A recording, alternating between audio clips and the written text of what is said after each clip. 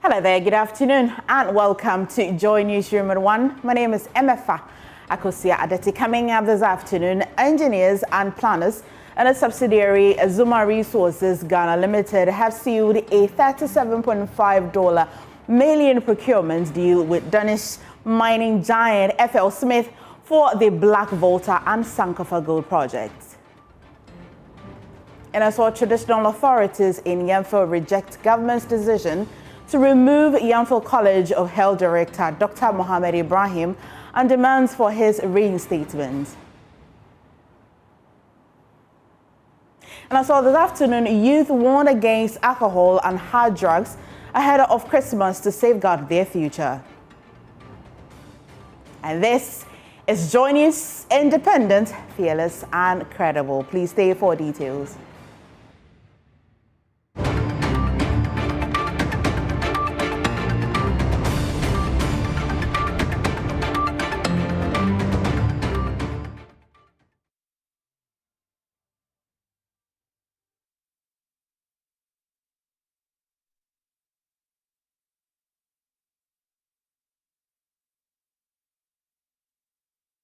Many thanks for staying with us this afternoon. First in the news, as Christmas approaches, Member of Parliament for Kankwe South, Ernest Adumako, has urged young people to avoid excessive alcohol consumption and hard drugs, warning that such habits could derail their future. The call comes amid growing concerns about youth involvement in substance abuse, which has become a challenge for families and communities during the festive season. There's more in this report.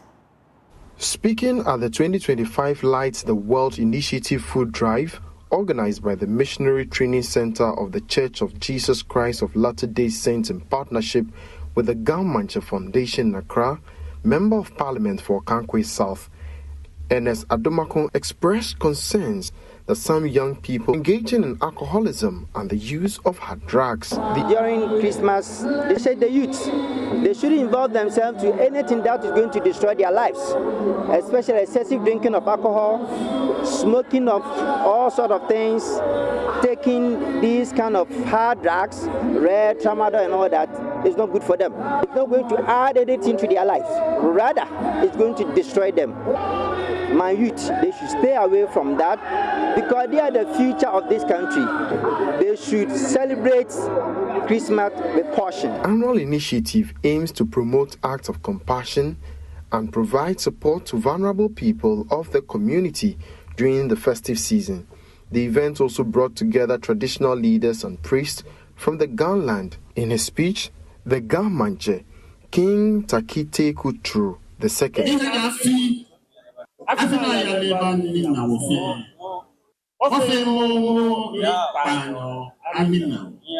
the president of the Missionary Training Center of the Church of Jesus Christ of Latter-day Saints, said the initiative seeks to inspire communities to show kindness and support to the needy. This is our little way, our humble way to share the light of Christ and hope that during this Christmas season, people will find joy and comfort and feel that they are not forgotten.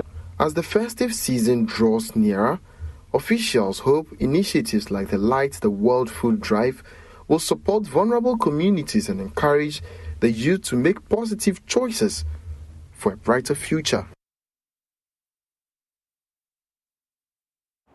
Well, traditional authorities in Yamfo in the Tano North Municipality of the Ahafo region are raising strong concerns over what they describe as a politically motivated attempt by the Ministry of Health to replace the director of the Yamfo College of Health. At a news conference, the Benkubhini Nana Edusaipu Kudaku II said the community firmly rejects the decision and urges reinstatement of the current director, Dr. Mohammed Ibrahim. Ahafo correspondent Emmanuel Odijemfi has more.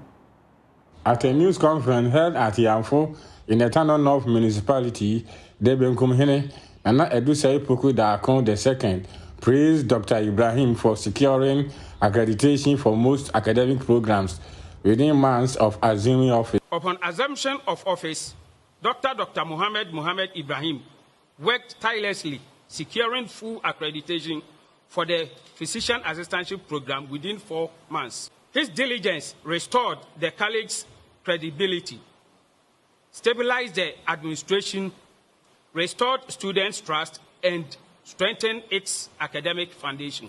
Under his stewardship, the college has enjoyed peace, growth, and renewed academic excellence. Nana Edusei Poku Dakon II said the Traditional Council wants the Ministry of Health to maintain Dr. Ibrahim as director so he can continue his work as the resident medical lead and head of the college.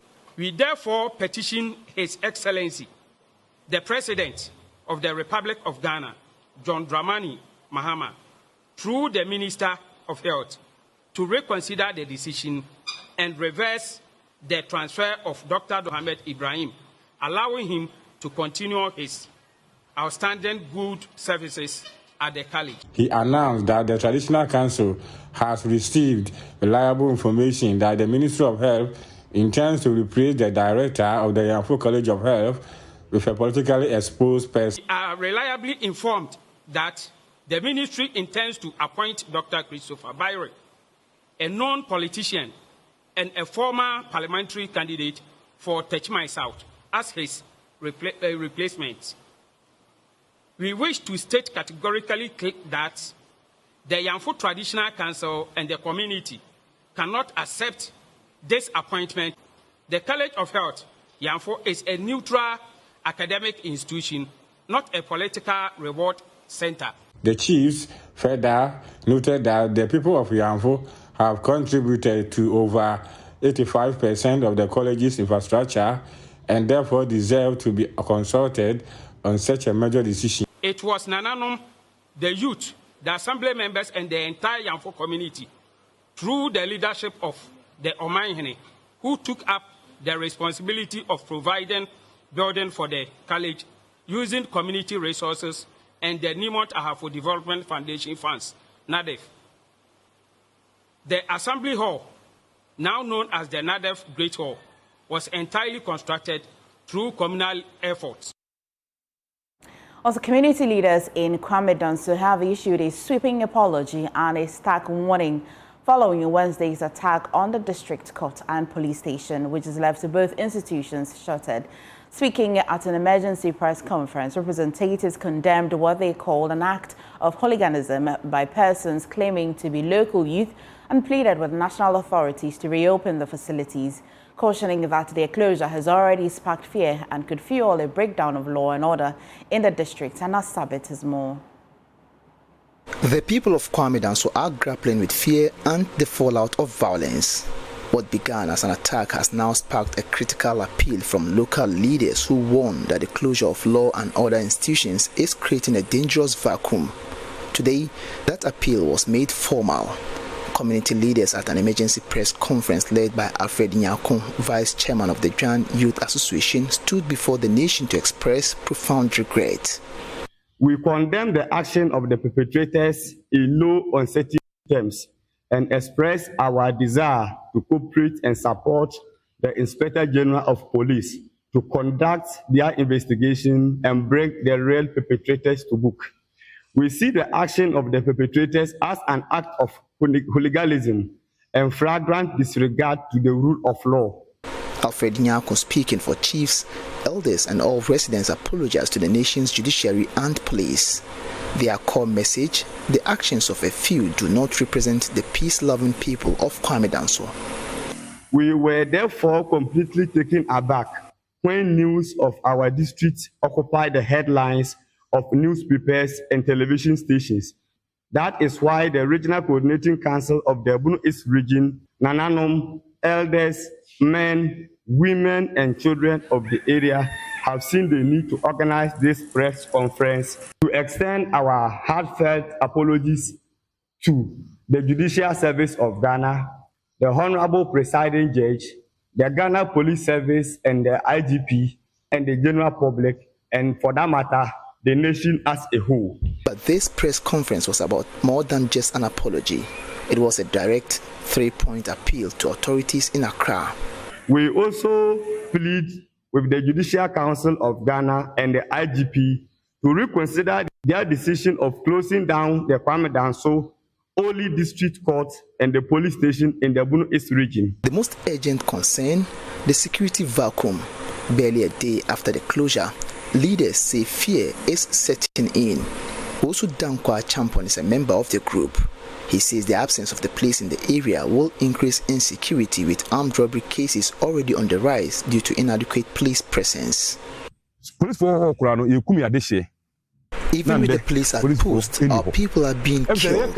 What will happen when they are no more here? As we speak, doctors and assembly staff are leaving the area for fear of being attacked. So what will the government do if assailants get in and start killing innocent people? So we are appealing to government to come to our aid and reconsider the decision to close down the police and the court to save the people.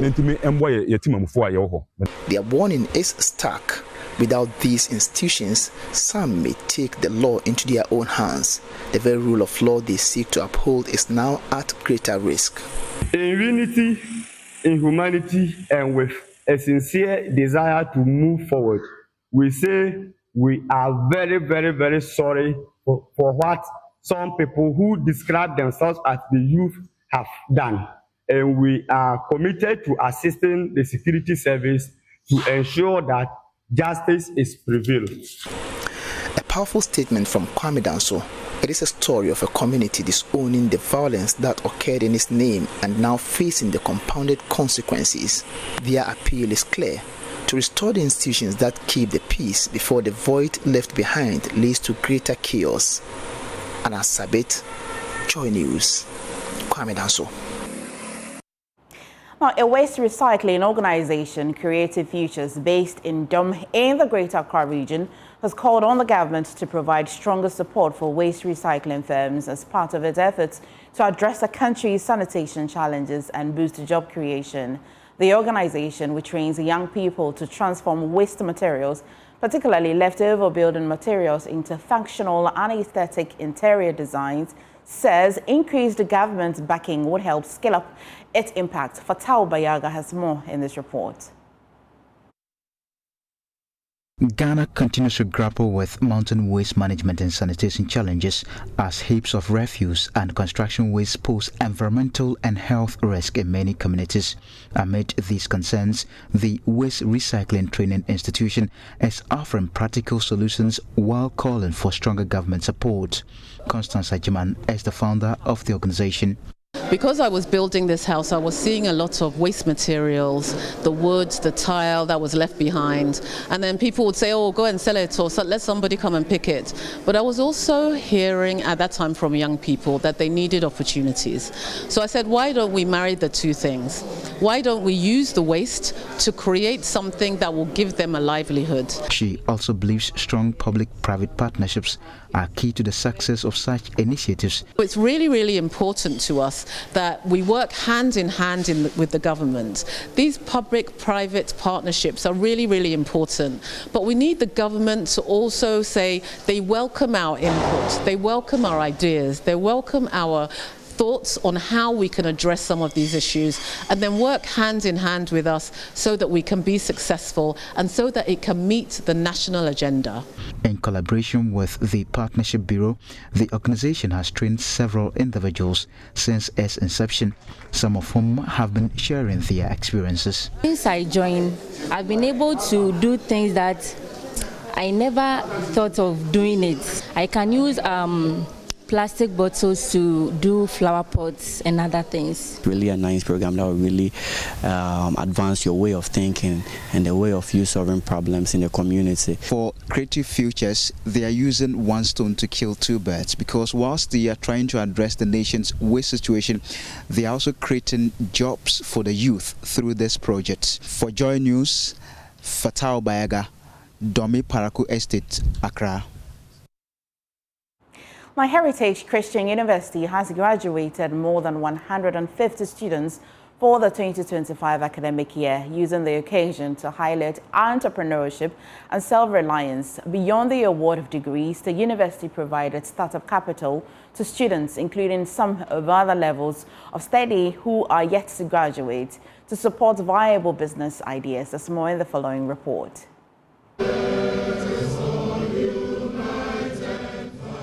Heritage Christian University has held its 2025 graduation ceremony with more than 150 students successfully completing their academic programs and stepping into the next phase of their professional lives beyond the conferral of degrees.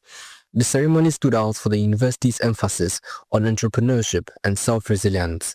The institution awarded startup capital to students, including those not part of the graduating class but had successfully pitched viable business ideas.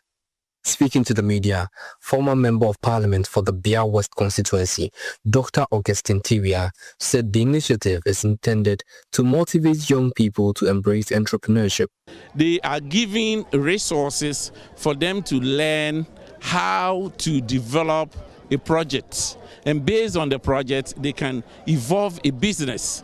We give that opportunity and we fund it for them so that the skills they have received becomes part of the entrepreneurial intelligence that goes with it.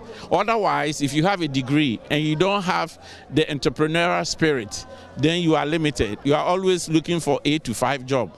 Chancellor of the university, Dr. James Astaviaje, explained that the move forms part of efforts to identify and shape students' talents at an early age. Trying to inculcate in these students that entrepreneurial spirit, such that they would be able to realize, as they always say, catch them young.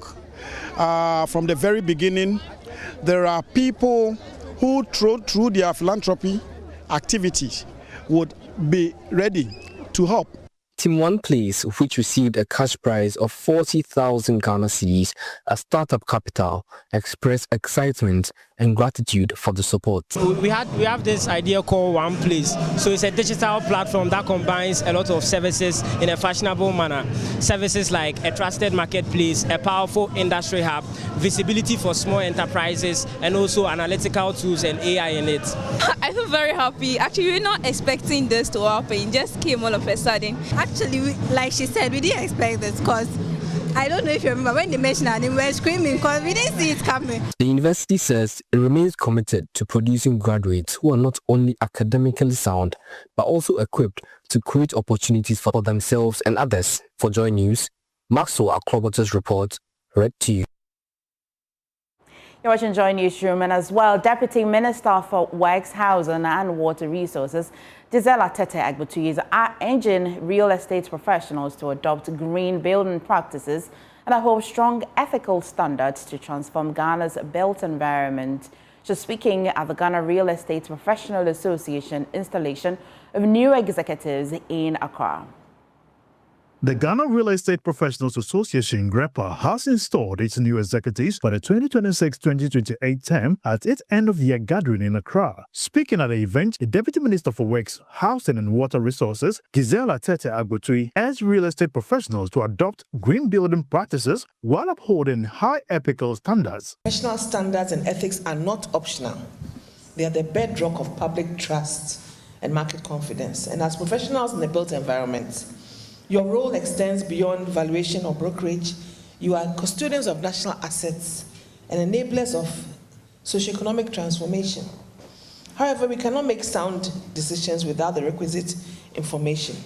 And therefore, government under His Excellency John Dramani Mahama recognizes that robust real estate data is the cornerstone of evidence-based policy. As climate change continues to reshape global construction norms, we urge all built environment professionals and developers to embrace EDGE certification and green building practices. And the properties that you sell, you can also use that as a unique selling proposition for them. Going green and prioritizing energy efficiency is no longer optional, it is a new standard. The Acting Chief Executive Office of the Real Estate Agency Council, Emmanuel Jeffrey, emphasized the Council's commitment to transparency and strict enforcement of the Real Estate Agency Act. So clearly, the establishment was one, to ensure that there's discipline, everybody in that space is registered with that, and secondly, there's a transactional aspect to ensure that people register their transactions. And once you're able to track their transaction, then you know very well that you cannot go into money laundering. So we're working closely with FIC to ensure that there's discipline, and you can see the comprehensive awareness in the country in that space. Founder and Chief Executive Officer of the Ghana Real Estate Professionals Association, Victoria Osei-Sampa, highlighted key challenges confronting the industry and called for stronger collaboration among stakeholders. Affordable housing has been one of the major challenges, and then we've seen houses sitting vacant, and then also people looking for properties, which means that the properties on the market are not affordable. But with everything going on right now, we're going to see a balance in the industry. A lot of people know that there is mortgage, but they really don't understand how it works, and so there need to be a lot of education, and we're ready as an organization to collaborate with the mortgage companies to educate consumers. The event also featured the induction of new realtors and the pinning of international realtor members aimed at strengthening professionalism and driving transformation within Ghana's housing industry. The planners and its subsidiary, engineers and planners and its subsidiary, Azuma Resources Ghana Limited, have sealed a $37.5 million procurement deal with Danish mining giant FLSmidth for the Black Volta and Sankofa gold projects. The agreement secures critical equipment to accelerate development of the concessions. There's more in this report. Black Volta and Sankofa gold project have received a major boost with the signing of a $37.5 million equipment supply agreement to fast-track their development. The deal with Danish mining technology from FLSmidth covers long lead items such as crushers, mills, and processing systems, and is expected to shorten timelines towards full-scale production. CEO of Azuma Resources, Noel Addo, said the agreement marks a major step towards creating over 1,000 jobs for Ghanaians. Like I said, at full capacity, we're looking at 1,700 sustainable jobs, not people coming in to work and go. I mean, this is a mine which has 11-year mine life. So you can imagine. And then we've only, explored 20% of the total concession. So as we keep mining, we'll be doing further exploration. So, it's going to really, push up the whole region of the Wa area. So. He also acknowledged recent challenges between Azuma Resources and engineers and planners, expressing confidence in strengthened cooperation going forward. At the time Azuma approached Mr. Ibrahim Mama, the company was in dire straits. It got to a point that financing the project was going to be difficult. So we approached the director of Azuma, approached him for him to consider acquiring. And as part of the acquisition, because we didn't have funding, we as part of the acquisition, he was supposed to pay for the operationalization of the company on a month-to-month basis. Salaries and other things close to $500,000, which he actually did. Putting everything aside, if he had not come in, I don't know where Azuma would have been to today. It's rather unfortunate that the event, which was a simple ceremony just for him to acquire funding to come and put into the project, was blown out of proportion to make it look as if he had taken over the company. So Azuma is there today because of his intervention. And that's why I said I tried to apologize to him. The agreement adds momentum to efforts to unlock the economic potential of Ghana's gold sector through increased production and job creation. For JoyNews, Maxwell Akloboto's report, read to you. The Upper West Regional Director of the Department of Gender, Children and Social Protection, Charity Baturi, has raised concerns over rising gender-based violence in the region. She revealed that between 2019 and 2024, over 150 cases were recorded, mostly intimate partner violence, calling it a setback to national development. Baturi spoke at a seminar organized by Simon Diodon Dombo University in Wa. JoyNews' Rafiq Salam reports. The one-day seminar held by the Simon Diodon Dombo University of Business and Integrated Development Studies, SDDUBETS, was on the theme "End Gender-Based Violence Against Women in Higher Education, the Role of Stakeholders." It was organized as part of the 2025 United Nations 16 Days of Activism Against Gender-Based Violence, which kick-started on November 25 and ended on December 10. SDDUBETS Acting Director of the Center for Gender Diversity and Social Inclusion, Professor Awin Poga Kurugu, asserted that in Ghana, particularly in the northern Gulf of the country, research showed that gender-based violence remains widespread, often normalized, and severely underreported. It is reported that 1 in 3 women experience physical and/or sexual violence. Unfortunately, she noted that higher education institutions are not immune from the inhumane act. Gender-based violence is widespread amongst students and also in student staff, faculty and administrative staff relationships. But as we know, this is a taboo topic across our country, Ghana, and because of that, it is not very much talked about. Also, students are often afraid that they might end up being victimized for speaking up about their experiences of gender-based violence. So the event seeks to draw attention to this problem of gender-based violence here on our campus and the strategies students can deploy when they have fallen victims to be able to get support. Professor Awimpaga Akurugu noted that deep-seated sexism, sexual harassment, intimidation, and forms of discrimination continue to undermine academic performance, restrict leadership opportunities, and silence survivors. She said the university, however, has demonstrated commitment to creating a campus environment where all students and staff, especially women and girls, feel safe, respected, and supported. She revealed that SDDU's gender policy is in the process of being adopted. Also, I want to call on all of us to become active bystanders in the sense that when we see that somebody is being violated, we should take action. First of all, we can take direct action by intervening to stop gender-based violence if it is being perpetrated. We can also take action by delegating. Right, if we see that it is threatening for us to take action ourselves, we can alert. For instance, we can call the police, we can reach out to the Center for Gender Diversity and Social Inclusion or any person in the position to act to be able to take action. APA Director of Gender, Children and Social Protection, Charity Bature, expressed worry over the increasing reported cases of gender-based violence, which she said is a drawback to the country's development. Why is it a worry? It's a worry because we cannot attain the total development we want if we keep spending or diverting resources to addressing issues of GBV. There's an issue of health when it comes to sexual and gender-based violence. There's an issue of low productivity at the workplace when we talk about issues of gender-based violence, because these people are persons working in spaces where they will need sound mind to be able to deliver. So once they are affected by issues of gender-based violence, they cannot deliver.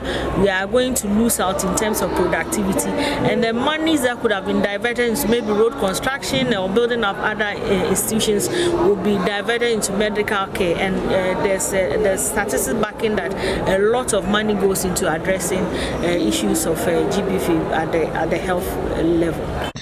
Dean of Graduate Studies at SDDU Bates, Professor A.A. Bernard Akambang, spoke on behalf of the Vice Chancellor, Professor Emmanuel Kanchibaderbili. There are times we men want to justify, but normally it's just being reflective. If my sister were in that particular situation, how will I feel? If my daughter were to be in that particular situation, how would I feel? If we think about that, we would see that some of our actions, and sometimes not us, it's the beast in us. But if we are reflective, we will be able to control that beast and have a society that is gender violence free and that promotes the development of women. Reporting for JoyNews, Rafiq Salam. Wow. The Students Loan Trust Fund is set to launch a special free support program for persons with disabilities following Parliament's passage of the Ghana Education Trust Fund Amendment Bill 2025. The amendment strengthens the free SHS policy, introduces free tertiary education for persons with disabilities, and expands free education for persons with special needs. Speaking at the Teacher Trainee Association of Ghana General Assembly, CEO Dr. Sajida Siraj said digital system Upgrades will support the initiative with financial aid starting at the pre-admission stage for timely assistance to eligible students.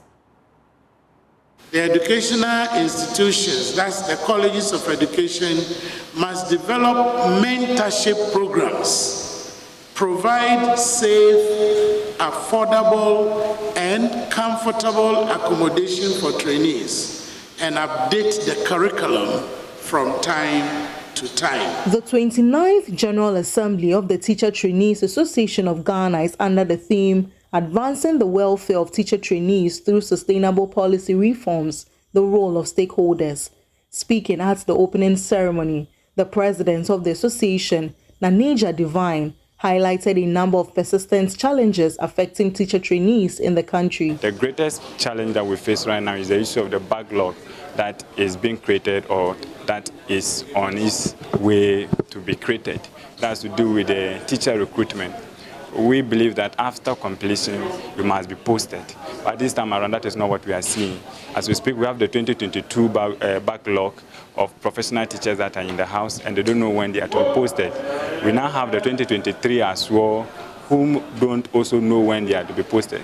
So these are some of these challenges that we are facing, and hoping that the government and all other stakeholders that matters will get our attention or will listen to us. The Chief Executive Officer of the Students' Loan Trust Fund, Dr. Sajida Shiraz, outlined new measures aimed at facilitating access to loans for persons with disabilities. We expect that support that will be provided to disabled students will start from the pre-admission process, through validation and verification processes, all the way to registration processes.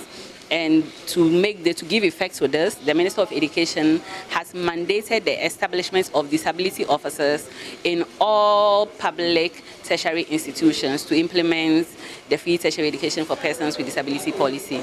And again, we are happy and we are already implementing. We've sent directives to schools saying that no public tertiary institution should demand from a person with disability fees, because government is going to pay the full complement of fees for all disabled persons under the free tertiary education for persons with disability policy. The national president of SETAG, Maxwell Bunu, offered insights into the ongoing industrial action by SETAG. When are we coming back? Like I said to the students a few minutes ago, SETAG is not strike happy. We do not want to suspend this strike. Then the next time again, we'll hear in the news that SETAG is on strike. So we want the government to take steps to resolve these outstanding issues that we have outlined, so that we can remain in the colleges and continue to do our work as expected of us. From Ayen Sudu, Abigail Lesal Nkrumah reports for JoyNews. The Heritage and Cultural Society of Africa Foundation has graduated 41 scholars from its Tech for Girls program, which offers free training in coding and artificial intelligence for girls and young women. At the graduation ceremony in Accra, founder and president of the HACSA Foundation, Ambassador Joanna Svanicare, underscored the need to equip young women with digital skills to improve their employability. There's more in this report. Globally, girls and women remain underrepresented in science, technology, engineering, and mathematics, accounting for just about 35% of STEM graduates, with even fewer in advanced fields like artificial intelligence. Speaking at the third graduation of the Tech for Girls program, Ambassador Johannes Vanica stressed the urgency of closing the gender gap by equipping girls with relevant, future-ready digital skills. We are training girls in ICT, coding, AI, and leadership skills, and this fits in both with the UN Sustainable Development Goals and our government's 1 million coders agenda. And so we appeal to all parties, all potential partners to join us to train African girls in coding so that we can all benefit and have a brighter future. Board members of the foundation say increased support will allow the program to reach and empower many more girls with an interest in technology. The challenge has been for the fact that for a long time, I think the tech space has been dominated mostly with men. And sometimes women or girls have this phobia just like they have phobia with things like maths, and stuff like that. And I think this is a very good opportunity for them to get to know that they can give out their best and that they are capable. You empower a woman, you empower a nation.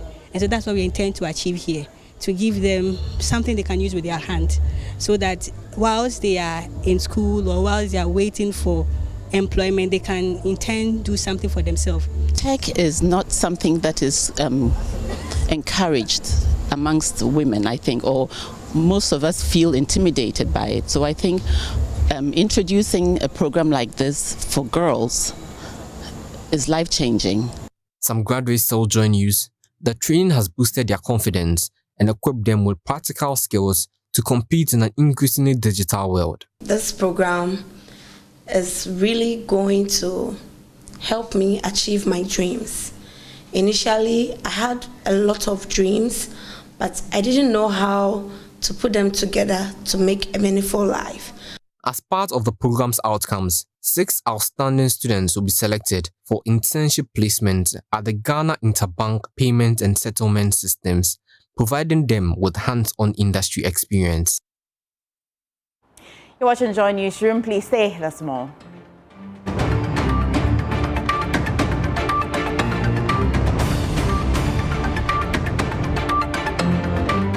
Thank you for staying with us. I'm Emefa Akosia Adati. Now, taking on the burden of fatherhood at just 4, after losing his father, Andrew's childhood was defined by hardship and sacrifice.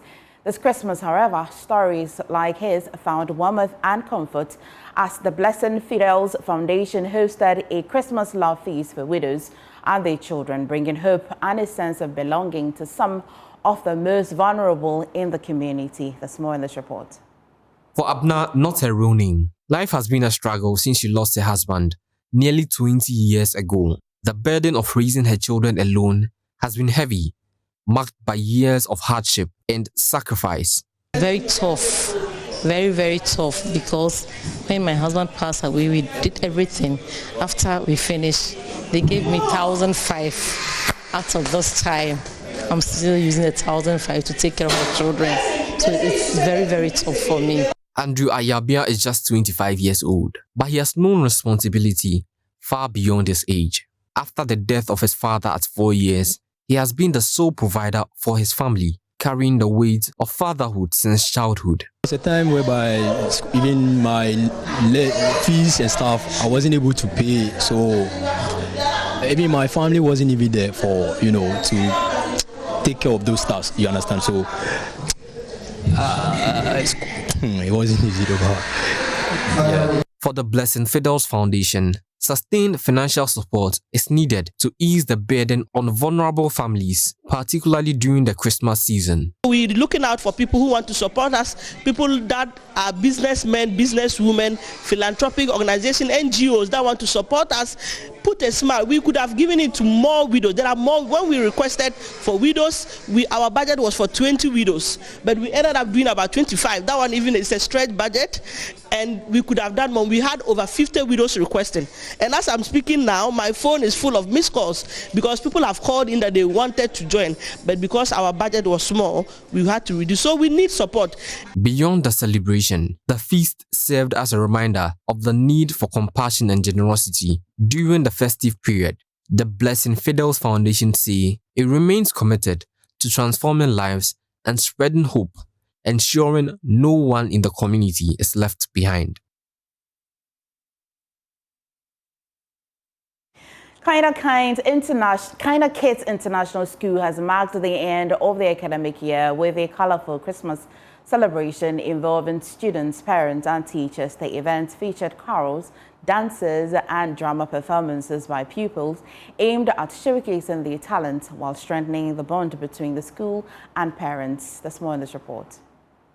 Dressed in festive colors, pupils of Kinder Kids International School thrilled parents and guests with energetic dance routines, Christmas carols and stage performances, turning the school premises into a hub of celebration.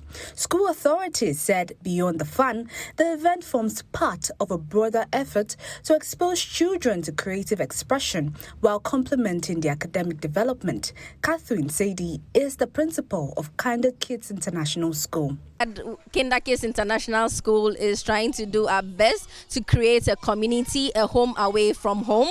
The little children in nursery are so amazing. Sometimes you wonder if they will be able to follow rules and instructions, but surprisingly, as we can all see, they are all putting in their best.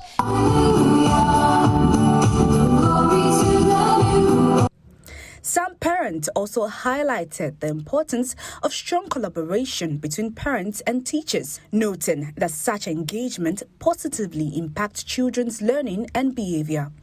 For us, working with the teachers is not debatable, right?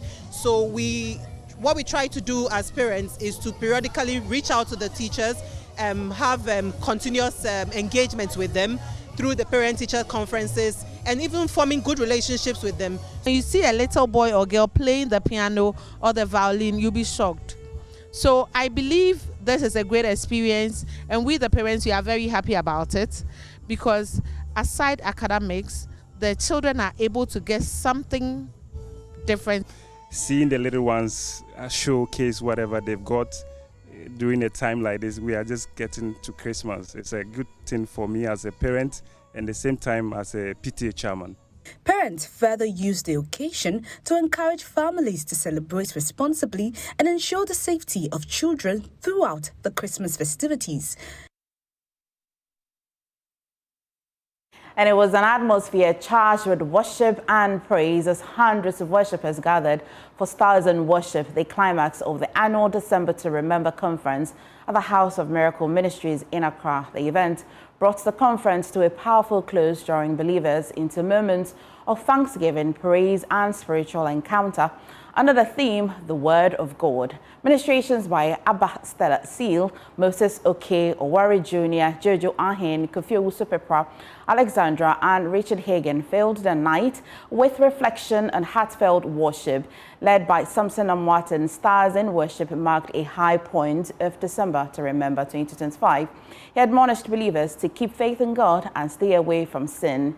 What you are about to see, a highlight from the climax of the conference. God is knocking at your door. God says he is standing at your door. If you can open, he will come in. The way God has changed my life, he can also change your life.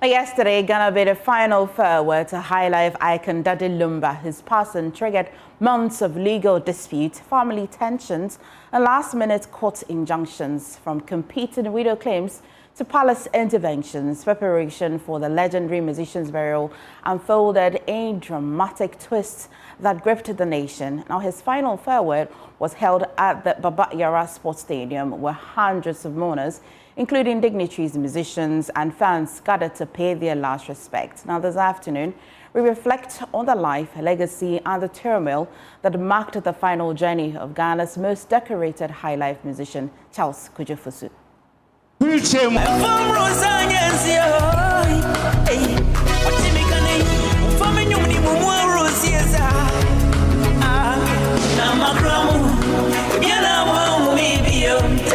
For more than 4 decades, Daddy Lumba was the soundtrack of Ghanaian life. His voice accompanied lovers, heartbroken men, ambitious youth, bustling trotro stations, and even more profound are political rallies.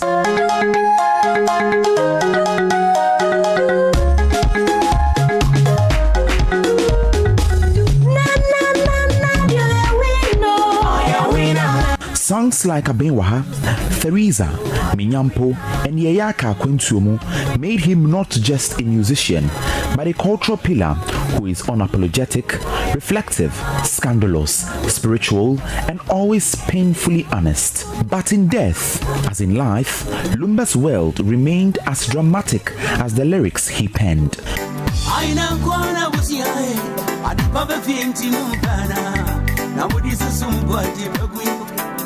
The 60-year icon passed away on July 26, 2025, triggering the outpour of grief across the country.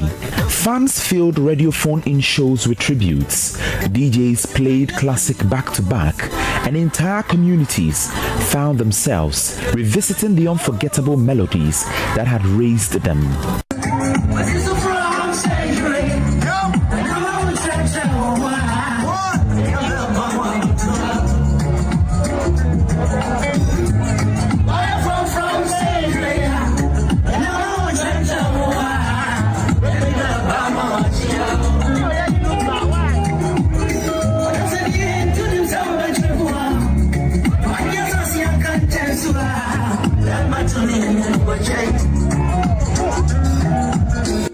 And then chaos erupted. What began as a private family arrangement quickly turned into a national spectacle. Soon after his death, 2 women, Akosia Sewa, his first wife, and Odobroni, recognized publicly as his second, clashed in the Kumasi High Court in a legal tussle over who is the rightful widow.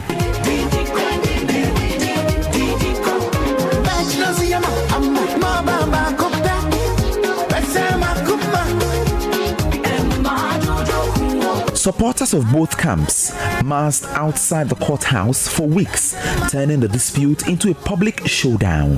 The turmoil deepened when Lumba's blood sister, Akosia Bimpoma, invoked the Asante-Hine's great oath, an act so powerful it immediately halted the family head's attempt to continue with burial arrangements.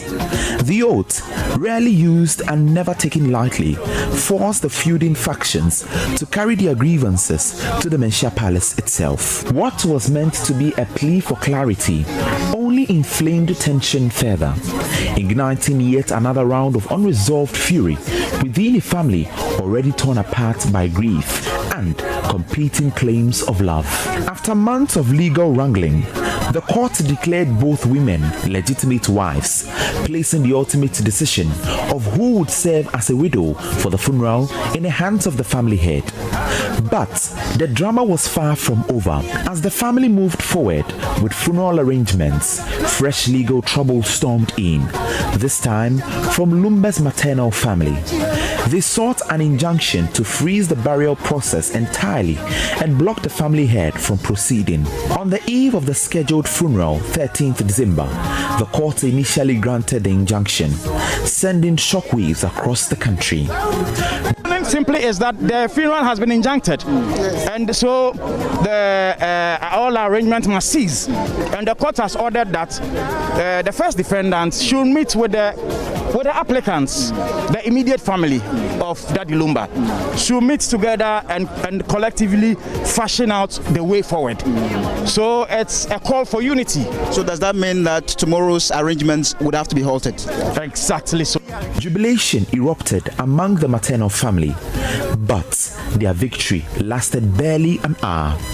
The court reversed its ruling after the family failed to meet a 2 million cedi security payment, reinstating the family head's authority.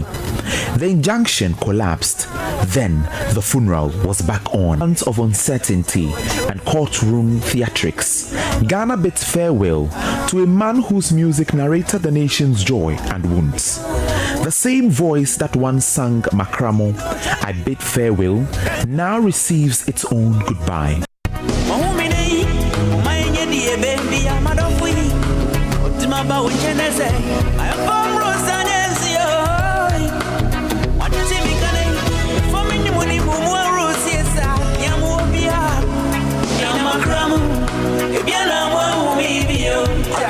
Across the country, radios hum softly with its bollards. Old men pour libation, women wipe quiet tears, fans sing along, off-key but full of devotion. Daddy Lumba's journey, full of brilliance, controversy, passion and truth, has ended. But the chaos of the past months cannot erase the music he left behind. His legacy remains. He taught us that money could betray the closest friends, sikasem. Dignity could survive even the harshest struggles, minyampo. Love could be messy, consuming and painfully real. And that music could say the things the heart feared to whisper. Today, Ghana buries a man, but it will take generations to bury his influence. Rest well, Charles Kochufosu. Your guitar still strums in the soul of the nation.